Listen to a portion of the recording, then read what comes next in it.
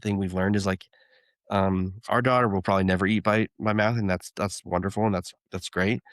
But parents who are worried that like their kid might lose skills, um, with the G tube or any sort of feeding tube, like they might not be able to eat orally, I think is probably not. Again, I don't, I'm not a dietitian or a doctor, so I please don't quote me, but like a lot of kids can still eat, and the G tube just basically takes away the stress of like, are they getting nutrition? And so eating can kind of be a fun hobby and something that's not stressful. And also, like, the stoma closes really, really quick, and so literally, like, it's not a forever thing if you or your kid needs one. It can be just for a time. So it's not like this, like, life sentence. I saw it at the hand washing station at the entrance of the NICU. I see it in the playroom during medical play bingo. I see it near the fish tank in the surgery waiting room. There is a powerful unspoken language between two parents who have never met, but know in their deepest soul what the inside of a children's hospital feels like. It is joy and it is grief. It is love and it is fear. It is miracles and it is loss. This podcast exists to tell these stories. I'm Katie Taylor, a very proud child life specialist, and it is my honor to be your host of Inside the Children's Hospital. We are so excited to be with you today.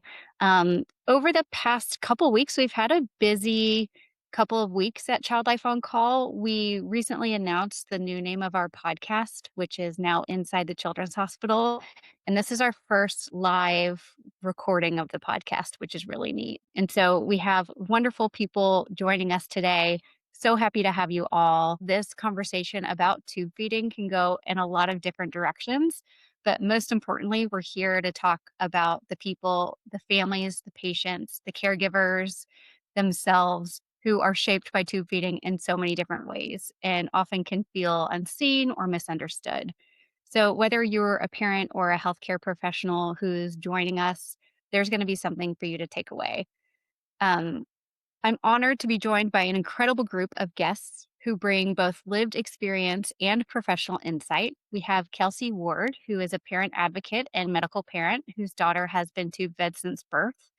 We're also joined by Brady Crandall. He is the founder of Youth Cruise and a parent advocate whose daughter was born with HIE.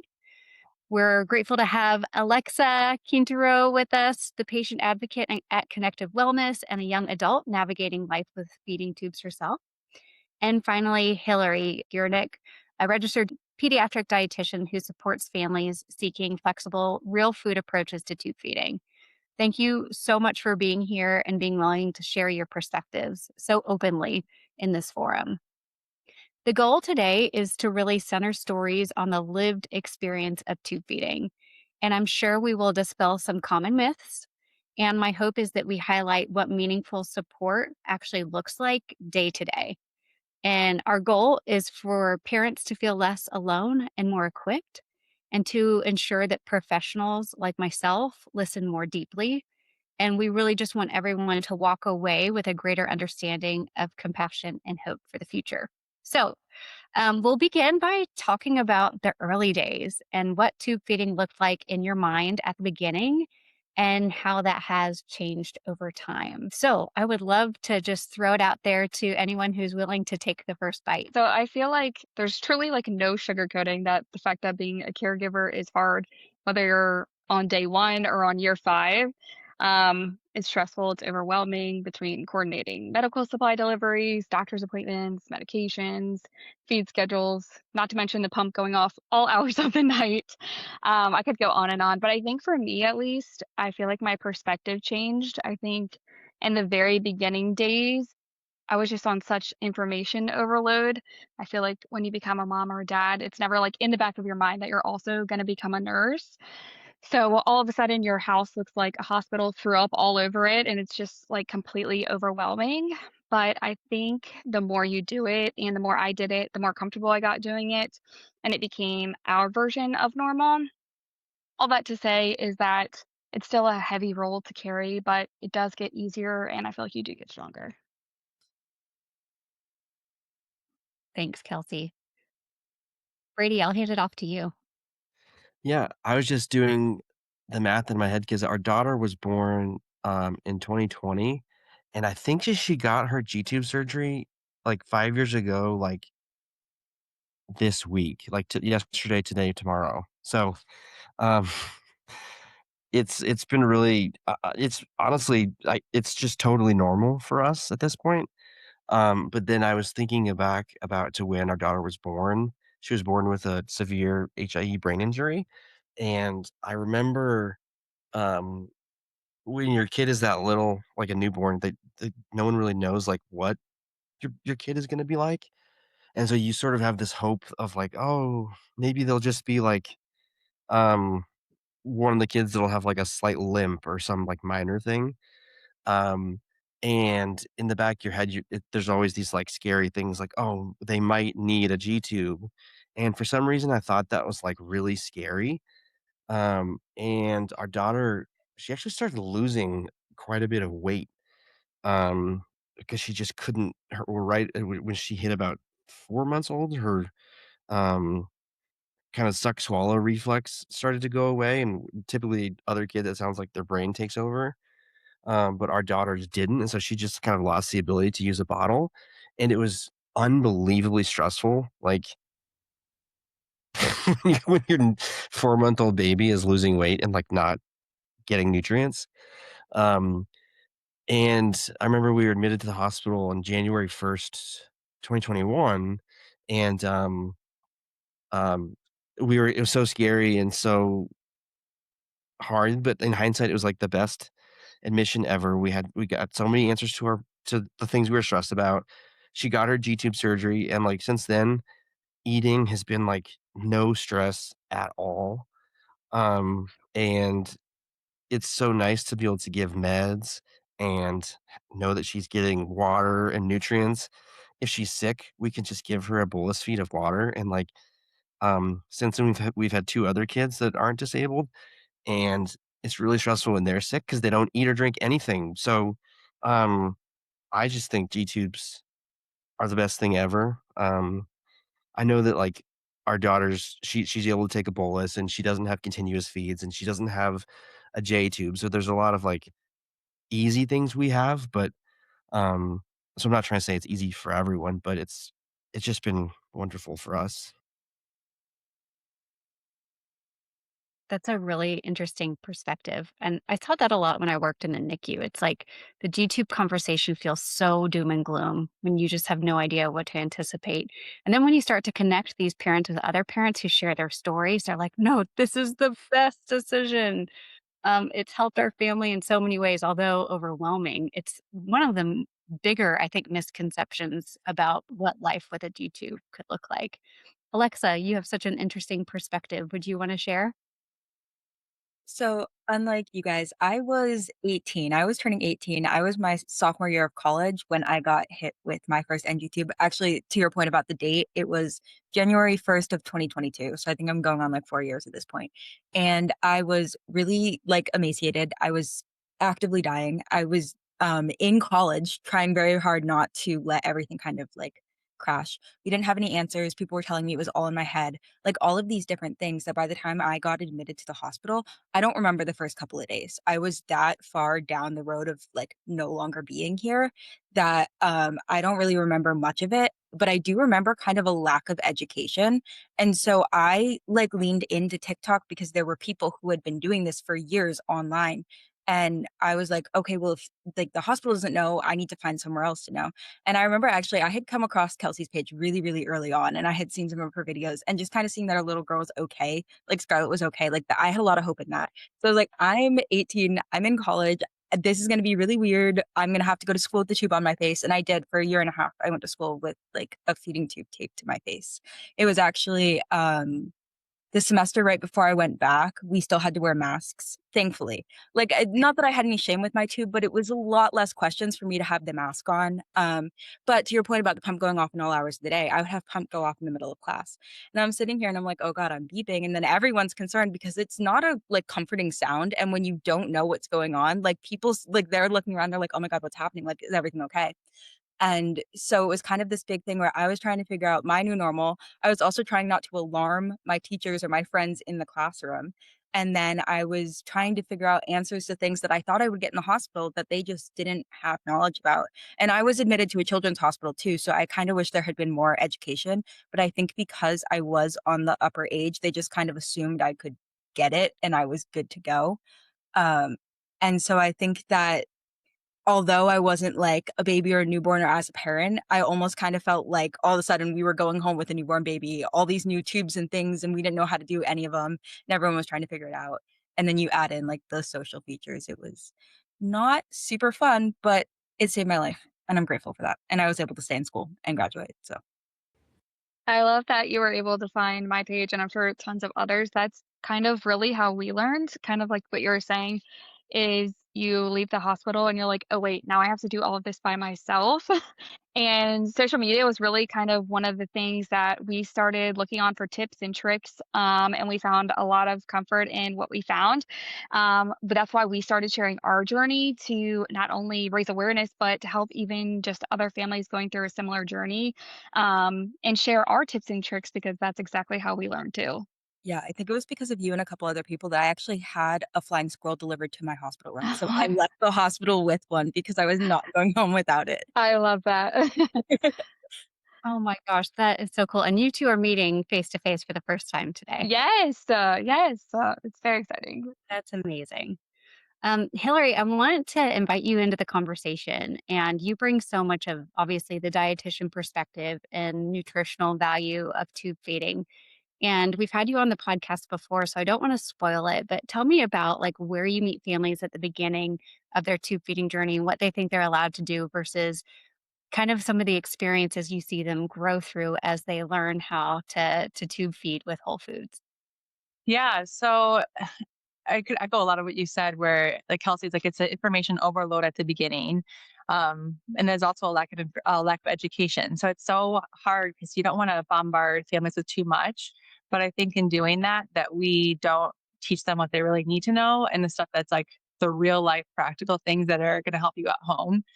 Because you're told that you have to do this formula, this is the feeding plan that you're going to follow, and you have no idea that there's other options. There's other equipment out there and there's more feeding options for you. And so I understand not wanting to information overload, but I think that there's such a lack of good follow up and or maybe you do see your clinician often, but there's so much else going on that this takes a back seat. And so you might not bring up these questions that you have and you don't really know what you don't know. So you're getting by with equipment that doesn't really work that well for you or a feeding plan that doesn't fit your schedule very often, but you don't really know if there's other options for you. And I think that's where, as clinicians, we don't always do the best job. And why I'm so thankful for social media and these online groups, because I truly think people learn more from each other and parents than they do from clinicians. I know I do. As a clinician, I learn way more from you all. So thank you, Kelsey, for posting all that stuff. It is so Yes, of helpful. course. But, in my area where I help people use real food if they want to, there's just so many families that aren't aware that it's even an option. And so they might have gone down this road of years of trying so many different formulas and so many different medications and so many different feeding plans. And then they get in a group that someone shares, like, well, I blend some of the food for my child, or I use a real food formula, and it's made a huge difference for me. And so the parent tries that, and it's like a game changer. And I think, why didn't I hear about this sooner? Uh, because doctors either don't even know it's an option, or that's a whole nother can of worms. Sometimes it's just not always accepted. But I think that's where we could do better as clinicians is giving families all the options and empowering them with knowledge so that they can make the choice that's best for them. Um, I feel like, to your point, Hillary, the one coherent part of this hospital stay was they wanted to put me on a boost something. I don't remember at the time. And the one piece of research I had done beforehand was formulas because I do have a lot of food allergies. And so I looked at them, I was like, can we try Kate Farms? And they were like, well, we want to put you on boost. And I was like, okay, why? And no one could really give me an answer as to why. And I was like, is there anything wrong with trying Kate Farms? And it was one of those things where if I had not done that random research like a couple of weeks prior and said, hey, I don't want to do this, I want to do the Kate Farms, I would have been sent home with boost and I would not have known at all. Mhm. Right. I know so many friends who have since gone home with a formula and they didn't even realize that there were other options out there. And they would get home, realize that maybe it wasn't the best for them, and they would have to go through the process of switching outpatient, which is a lot harder. Yeah, it's so hard. And then, like, if you're a formula company, you use a DME, if they only have this specific list of products for you, you think that's your limit, but you're not told that you can actually switch a company and you can, um, there's just so many more avenues and paths. And I don't think that parents even know who to contact at first. Like, I can't tell you how many times a parent was like, I don't have the right supplies. I don't know who to call. I was like, they didn't tell you like who you're supposed to call for your supplies. This is like your child's food. So I wish that part was better. And I don't really know how to make it better because yeah, it's a whole can of worms. But I don't know. Our system's Yeah. too busy. It's bad. We've experienced that firsthand with Scarlett. She's had an NG, a G tube. She's now on a GJ tube. And every little season of our tube feeding journey, she's been on obviously multiple different formulas. And then in the very beginning, we ran into that exact issue where we didn't know that we had different options. And then our DME would be like, well, we don't have that formula, so you can't go on it. Or they'd be like, well, your insurance doesn't cover that one, but it does cover this one. So it's definitely a new world of like learning how to advocate for either yourself or your child of like, hey, this is the formula that I want to be on. These are the ingredients that I want. But again, you don't know that you have those options until you talk with somebody. And then, of course, you don't know who to talk to. And sometimes it takes how many hours just to get through to somebody with your DME. It's a whole process. So I totally get the frustration. Yeah, hours you don't have. I Yeah, mean, exactly. supply companies and dealing with insurance and those like adulting things, like on top of it, it's just a lot. So Yeah. Yeah, very stressful. For me too, like, uniquely, because like, when you're an adult, like, you get to pick what kind of food you eat, you have that level of free will, and for me to then have to be fighting with doctors and insurance to cover the food that I, like, was gonna be best for my body, and I'm sure you guys, like, you have the free will to feed your children what you want to normally, and then you're fighting with insurance and DME to try to get a food that you feel is appropriate for your kid, and they're like, "No," and you're like, "Well, I'm the parent, like, I see them every day." I'm sure that's difficult, and it was definitely difficult for me. Yeah. It's funny because when we were leaving the hospital, um, I don't remember who at the hospital, they basically just give you a list of the DMEs to contact, and you're like, "Well, who should I use?" And they're like, "Well, we can't recommend anybody." So my wife and I basically just, like, did this and picked, like, a super big national DME, and we worked with them for, like, a couple months. Then we realized it was not a great experience, and then we learned from everyone here in Colorado that, tons of families use a regional DME called Tender Care, and it was, like, completely night and day and, like, unbelievable, and so that's my advice to new families is always to try to figure out if there's, like, a regional DME in their area that can help support them because, um, a lot of the smaller regional DMEs can be a lot more flexible with products they order, and you can usually get a hold of someone, a real life human. So that's my pro tip that we've learned. I would love to get into some of like the nitty-gritty tips and tricks of like, let's start with a G-tube experience. So when it pops out and you need to go to the ER, what are some of the things you've learned along the way? And then Alexa, I want to hear about your NG-tube experience and tricks for getting it back in. And Hillary, I would love to hear from you, maybe some blending tips and tricks that people may not know about when it comes. So whoever wants to start, please go ahead. So I've kind of had the experience with all three. Scarlett has had an NG tube, a G tube, and a GJ tube. And then she's actually even been on TPN. She had a PICC line for a little bit as well. Thankfully, that was just temporary. I can say out of all three of them, we have preferred the G tube out of all of them. The NG tube was a nightmare getting back in. She was a baby when she had it, so she would constantly pull it out. Obviously, she's a baby. She doesn't know. She feels something in her nose. She wants it out. She pulls it out. We were trained to put that in at home, but it was a nightmare. I mean, it was painful for her. It was frustrating. And we were so glad when we made the switch from the NG tube to the G tube. The G tube we were trained to put in at home. We changed it every 3 months. If something did happen, the balloon popped or it came out for some reason, We just popped a new one in. It wasn't a big deal. It was very quick. For her, it wasn't painful. Took about 2 minutes to take the old one out, put the new one in. GJ is a little bit more tricky. That's what she has now. That one goes all the way into her intestines. So if it does come out, we have to make the drive all the way to Hopkins. And she goes under anesthesia to have her GJ put back in. So we don't love that one, but that's what she needs right now. And we just plan to, if it does come out, we put a G tube in temporarily just to keep her stoma open until we get to Hopkins to put in a new GJ under anesthesia. Fun fact, in the adult world, they frown upon having a G-tube at home in case your GJ comes out. I was actually shocked. Yep. The first time that happened to me, with my adult hospital, I went in and I was like, yeah, my GJ tube came out. So I put a G button in because I have it because I was at Children's. And they were like, why do you have that? Who'd you get that from? How do you do that? And I was like, Boston Children's Hospital, you shouldn't do that. And I was like, do you want me to just come in with like a hole that's closing? Oh, wow. See, so we have a 2.5 hour drive. So Yeah. they gave us that just to keep the stoma open so she wouldn't have to have surgery, obviously, if it started closing. And now a word from our amazing sponsors. This episode is sponsored by Moog Medical. I want to share a story from one of our own Child Life On Call team members, Lindsay, because her experience truly shows what makes Moog stand out. As both a professional and a parent, Lindsay knows the world of pediatric healthcare. When her own son needed enteral feeding, she chose the Moog Infinity Pump, and the difference it made for her family was incredible. One of the things Lindsay appreciated most was the customization of alerts. Instead of the overwhelming alarms or confusing notifications, she was able to tailor the pump's alerts in a way that supported her son's needs and reduced stress at home. She often talks about how much calmer and more manageable feedings become once she could personalize the settings. And then there's the design.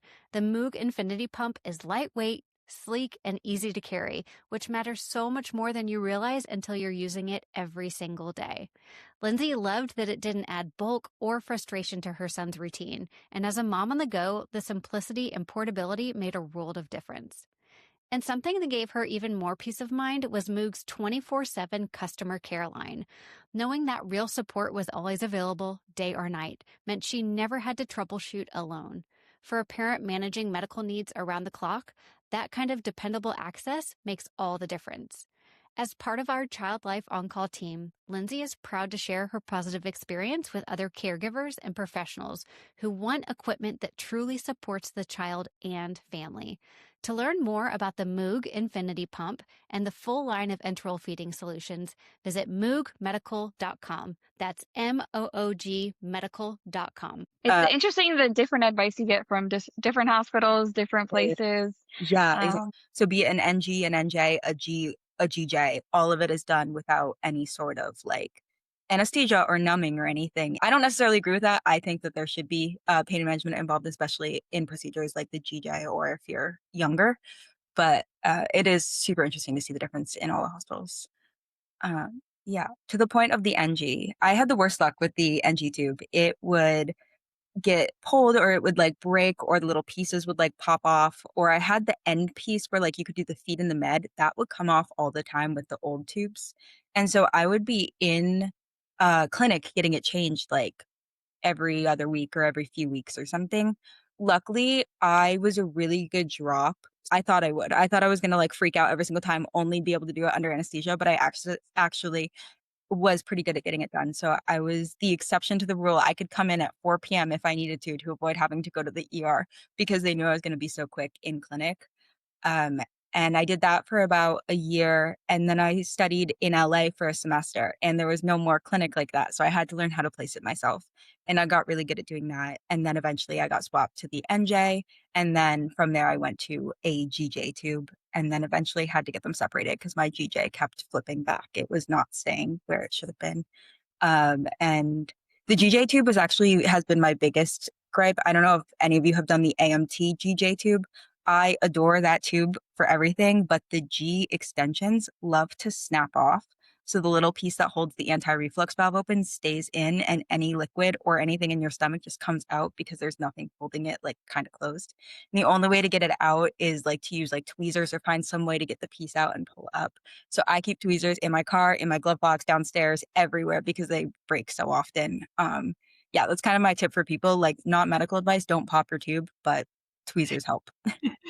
I like that. You're reminding me of when we tell someone that they have, like, good veins, and they're like, "Thanks," and it's like, "You're a good drop." Yeah, no, literally, I got compliments. There was one ER nurse who could not believe it. She's like, "But you didn't cry or scream or gag?" I was like, "Were you expecting me to? Like, I'm sorry. I didn't put on a show." Oh my goodness. Oh my goodness. Learn that. You unlearn that really quickly, though. I cannot place an NG tube on myself the way I could, even, Mhm. like, a month after I'd gotten my cervical. It's yeah, skill very quickly unlearned. Brady, how about you? Any tube feeding, like, I don't wanna say horror stories, but just forgot to put the top back on or anything that you found, like, and this is what I equate it to is like when your son is gonna pee, and so you put the diaper over, so that you don't get peed on. Any tips like that? I I mean, I've pulled it out a ton of times. I'm the only one who's ever pulled it out in my family for some reason. Um, our daughter only has a G tube, so it's been no big deal at all. Um, there was one night where, I accidentally pulled it out and I didn't realize it, and I did the feed and everything, and it went all over her, and then I woke up in the morning and there was, like, food everywhere, dried, and her stoma started to close a little bit, so but we just then put a catheter in there, which is what our children's hospital told us to use, and then took her to the hospital, but she didn't even need the surgery, they just kind of, like, were able to, like, poke it through a little bit easier than I was willing to do. Um, but I don't have any crazy stories. I think the only thing I haven't been able to relate to is our daughter got her G tube, about 5 years ago, and at that point, we've only known the NFIT system, but I always hear people complain about the transition to NFIT, but that's all I've ever known, and so it's like an inside joke that I feel like I don't understand because people feel so strongly about it. Um, but yeah, I like changing it. It's like no big deal to me. I don't know why. Yeah, I guess that's maybe one not piece of advice, but thing we've learned is like our daughter will probably never eat by my mouth, and that's wonderful, and that's great. But parents who are worried that like their kid might lose skills um, with a G tube or any sort of feeding tube, like they might not be able to eat orally, I think is probably not. Again, I don't. I'm not a dietitian or a doctor, so I please don't quote me. But like a lot of kids can still eat, and the G tube just basically takes away the stress of like, are they getting nutrition? And so eating can kind of be a fun hobby and something that's not stressful. And also, like, the stoma closes really, really quick, and so, literally, like, it's not a forever thing if you or your kid needs one. It can be just for a time. So it's not like this, like, life sentence. Mm, that's really helpful. I will say the nasal tube can cause more aversions, but once I switched to a surgical tube, totally fine. Everything you said was true. Yeah, I imagine that would be yeah, I would not do well with, like, Cause a thing. Yeah. it causes really bad, like, ear and, like, throat pain. Ugh, When I got to the end of my journey, it felt like every time I swallowed, I was, swallowing, like, shards of glass. It ugh. was yeah, That not sounds great, awful. but I had it way longer than I should have, so that's not the experience for That everybody. sounds awful. Yeah. Yeah. I feel like Uh, that is one of the biggest misconceptions is a lot of people think, oh, if they have a feeding tube, then they can't eat by mouth, which is so far from the truth. I mean, obviously everybody's circumstances are different. Some people can't eat at all by mouth. Some people can eat some by mouth, etc. And I think that is one of the biggest things that we hear at least is, oh, she has a feeding tube, so she can't eat by mouth. And we're like, no, actually, she can eat some by mouth. And again, everybody's story is different. But yeah, that's definitely one of the biggest misconceptions that we hear at least. yeah, and for me, my GJ feeding tube being able to drain kind of let me heal my relationship with food because I was allowed to take tastes, whereas before, like, everything was so, like, rigid and controlled. And so I feel like if anything, it helped me eat more by mouth because I knew I was safer and, like, had a way to do that safely. Yeah, that is one of the perks of well, Scarlett has a GJ, so if she does eat too much by mouth. We can drain some of it if she's having a lot of symptoms or something like that for her doctor. So definitely one of the perks, as well as like you guys were talking about, you can give medications through it and they don't have to taste it. If they're sick, you know that they're hydrated, etc. I'm really grateful. I will never have to do a colonoscopy clean out by mouth. That too. Hillary, what about you? You know so much about the world of blended tube feeding. Tell us some of the favorite things that you get to teach families. The one thing I was thinking about, or like the disaster stories you guys were kind of sharing, is so often you know the Y port extension, and you are feeding the food through one port, and if it's a not an infant where it's not screwed on, um, you don't think about it. You push the food through it. There's so much pressure that it just shoots off the other end. So if you have a Y port extension, that's just like a funnel that you're pushing in. Hold that closed, unless you want to put spaghetti on the ceiling or something. So that was like the thing I was thinking about. But as far as the advice, there's so much I could give because people are in different stages of trying this. So I want to talk to the people who are maybe considering trying some real food. And it doesn't even involve blending. I think something people don't think about is using store bought purees, or that there's a lot of commercial real food products available. Sometimes the thought of like starting a blending journey and thinking about all the food you're going to have to make and what that looks like, and choosing what to blend, and that's just an extra layer that you don't have to start with. So I mean, the baby food, if you haven't been to the baby food aisle in a while, it has gotten like crazy what is available as far as like not just a banana puree. Like you can get like a beef with rosemary and butternut squash and potatoes, meal. So just doing a little bit of that to start. I think first it shows you that you can put something else through the feeding tube and it's not going to explode. But also just gives you some confidence, and it feels good to be like, okay, yeah, I gave my child some real food, or, I had some real food. So I think that's a great place to start. And you can just see how it goes and get your feet wet there if you're considering doing it. And then, yeah, the commercial products, there's so many available now that can be an awesome addition to, or instead of your regular formula, if you do want to try some real food, but you're not totally ready for the blending part. And related to what Hillary just said, there's a ton of adapters that can hook up to the pouches and go directly into a tube, and that's awesome. Like, yeah, you can put anything down there, I've also basically. seen people DIY pouches and then bring like infinity bags to them and somehow make that so they can connect it directly to their tube. I know parents come up with like the best. Great. I wish we didn't have to come up with the craziest jerry rig stuff to make it work. I wish there was just better equipment out there. But yeah, there's so much that you don't even have to use a syringe if you don't want to. Or like you said, you can use a pump, but not use the infinity bag, or you can kind of modify that bag to make it work better. So there's so many tips and tricks. And I think just connecting with other families who have been doing this, and there's so many groups out there that are helpful, um, can be really, really nice. If I could share one of my favorite tips is, I don't know, it depends on which, pharmacy you go to and which type of bottle you have, but there are a million different types of adapters that you could put on a medicine bottle so that you don't have to, like that's the most annoying thing for me is, like, dosing up the liquid meds every night.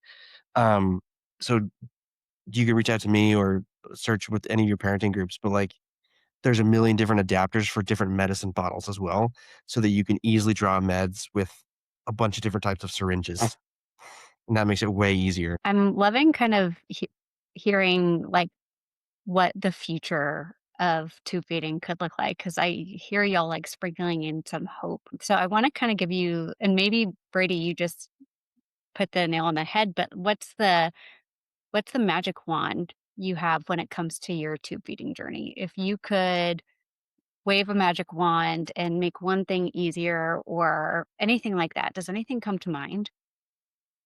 I really wish AMT would make their G extensions. They did not snap off into the tube. And I'm not alone in this. Like I promise I thought I was crazy for a while, but everyone is having this issue. I don't know, Kelsey, if you guys have had this issue at all, or if she's not connected to the G extension long enough, maybe. Because I know like a lot of us, like I am unfortunately right now on 24/7 drain, so I think that might be part of it. But that like I can ruin a shirt in seconds once that happens because there's nothing stopping it from coming out and you can't just like suck your stomach contents back in. Like it doesn't work like that, if that makes sense. Yeah. Um, so I feel like being able to do that and And then in terms of like what's happening now, having the extra G tube is super helpful.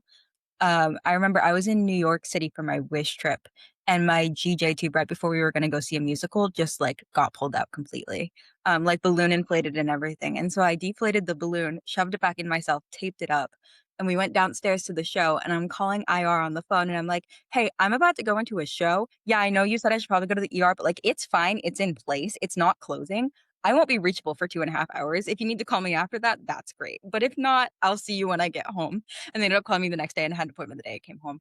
But because like I had the tools to deflate the balloon and reinflate it, I was able to continue, with life, keep doing things. And I feel like that's the biggest thing is not letting our feeding tubes stop us from being able to do the exciting and fun things in life. Because no one wants to go to the ER on their wish trips. That's not fun. I love that. Alexa, what show did you see? It was The Outsiders. It was worth it. Oh, love, love. Any other magic wand moments y'all could come up with or ideas? I have a silly, silly, silly one, but I want a mute button on the pump. I know that you can do I know that you can do mute when done, but 90% of the time, our daughter gets 210 milliliters. Like, if the feed is 208 milliliters, then you'll get a warning, like, saying, like, "No food." Um, and I know that that's probably, like, a legal thing, but, like, so oftentimes at night for her night feed, we'll just put more formula in than we know will Yeah. be needed because at least then we have the alarm muted for, like, feed when done, and so at least we know that it won't give us, like, the warning, but, like, just that I just want a mute button because it's, like it's terrifying. I It, did. Brady, like, goes off and it, like, jolts me. could we make it into like, you know how everybody's phone is not on silent but on vibrate? Could we get a vibrate? Is that like a little less? I don't know, I I don't did want a it. senior design project my last year at BU where I reinvented the feeding pump to address those concerns. Obviously, like it wasn't like full prototype kind of thing, but I had done the business plan for it. I was getting a business degree and I had come to the conclusion where everything is controlled via your phone or your Apple Watch. So all notifications, all pump rates, all alerts go to phone and Apple Watch, and then you would have those settings similar to a Dexcom. It's possible to do. It is possible within the FDA. It's a different classification, but it is possible, and I need someone to do it. I love that. To piggyback off of that, I can't tell you, Scarlett's room is upstairs, our room is downstairs. I can't tell you how many times I run up and down the stairs in the middle of the night because her pump is going off saying either because there's a kink, it's saying no food in, no food out. Every alarm possible, it goes off so many times during the night. So yeah, I would love that. I would also Right. love to see a bigger syringe, like than 60 mLs, because I feel like that is such a pain, especially with blended food because you can't pour it in very easily. So you're like drawing it up. It's messy. You have to wipe it off. And I mean, everyone is using at least 2 to 3, like it's just, it's a pain. And I don't know, I've asked the companies why they can't make more, and they said it's too expensive to make the mold to make a bigger syringe, but there's gotta be somebody that feels like that's worth the price. Maybe if I'm ever rich someday, I'll make it, but I feel like that could save a lot of headaches too. You should reach out to Luma Clean Cares. They make 2B products and they're always looking for a new idea. Oh, okay. Sounds good. I love it. Let's do Shark Tank. Bring it on. Yes.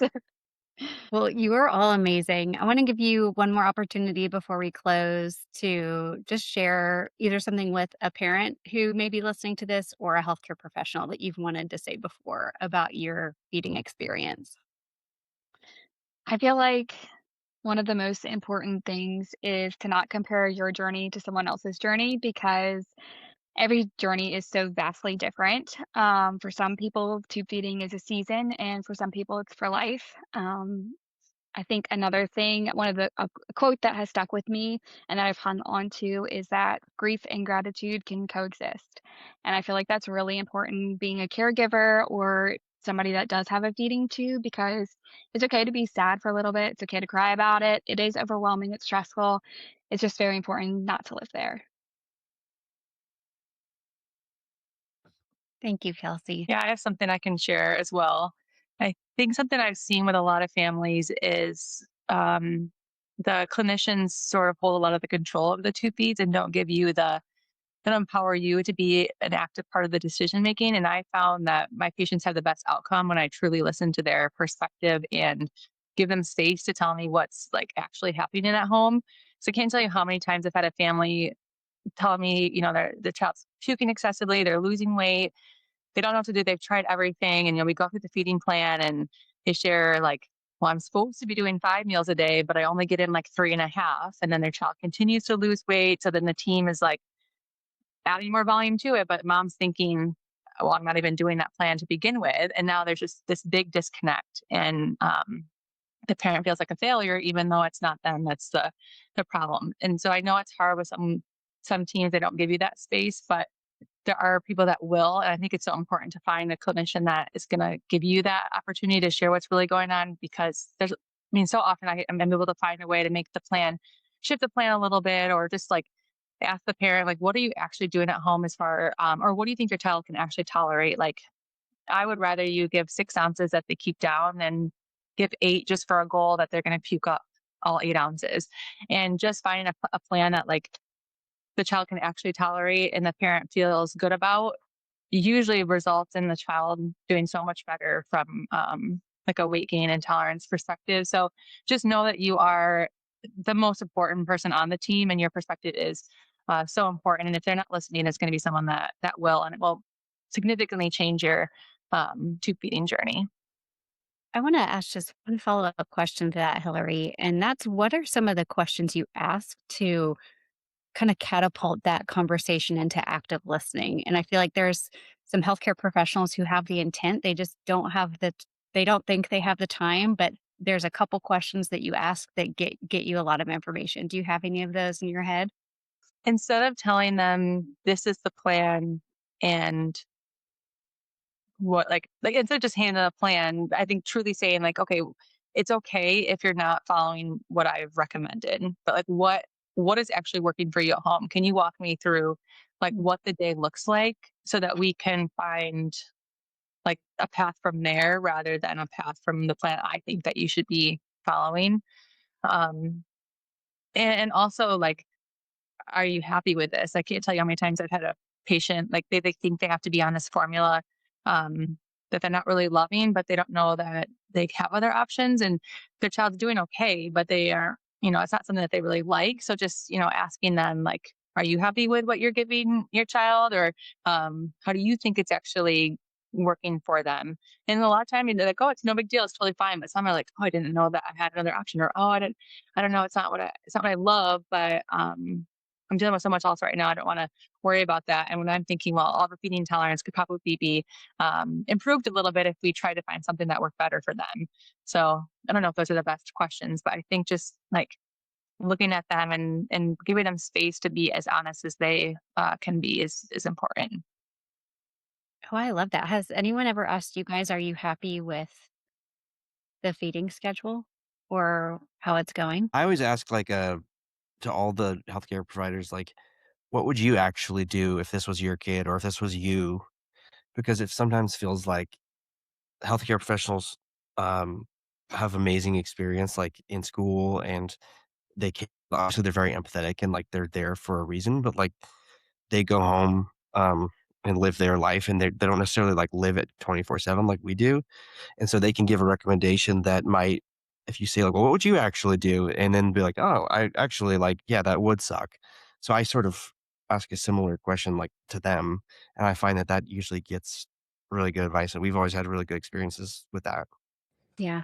I get asked, but that's because I, at some point decided to find a team, which you are well within your right to do, that cares about you and wants to work with you and with your kind of goals and plans for the future. And that wasn't always the case. And that's kind of when you feel unheard. And that's when I was still in like scary situations, not getting the right nutrition, being on a nasal tube for way too long, that kind of stuff. And I finally got to a point where I realized that I deserved, like morally as a human being, a care team who cared about me and my health journey as like one thing. And now that I have aligned myself and gotten that care team, and I worked really hard, and I have a lot of privilege in knowing that I have such a great care team. I'm well aware of that. But now I do get asked those questions, and I get a big say in kind of what's going on in the plan, even the type of tube, that kind of stuff. And I'm really grateful for that. But I had to realize that I was allowed to want that and deserving of that. And that was really hard from all like the medical gaslighting, medical trauma I had. And now that I am here, I mean, I recommend it to everyone to realize that you deserve the best. Wonderful. Well, thank you all so much for your time today. I have learned a lot. I can't wait to share this with others. And I truly hope that this has at least made some other parents feel less alone and given some healthcare professionals some insight. So, thank you to our guests for being here, for just sharing so honestly and openly about the good, the bad, and the ugly. I think what you guys have taught us today is that tube feeding is not just a medical intervention, but it's truly what happens in your day to day, every single day. So my hope is that today's conversation offered understanding and reassurance, and maybe even a little bit of hope, no matter what family journey you're on when it comes to tube feeding. So thank you all so much for being here today, and I'm so grateful for your time. For those of you who are joining us today, I am not a doctor. I'm not a therapist. I am a child life specialist. And the suggestions and tips and resources that I talk about with parents on this podcast may be great for you and they may not be right for you. So, the most important person you can talk to about getting support is your care team, your doctor who knows your story and your child's story. So, regardless of maybe what I mention or what other families mention here, we're not licensed therapists, we're not doctors. We're having a conversation about what the parenting journey has been like. So, please keep that in mind as you listen today.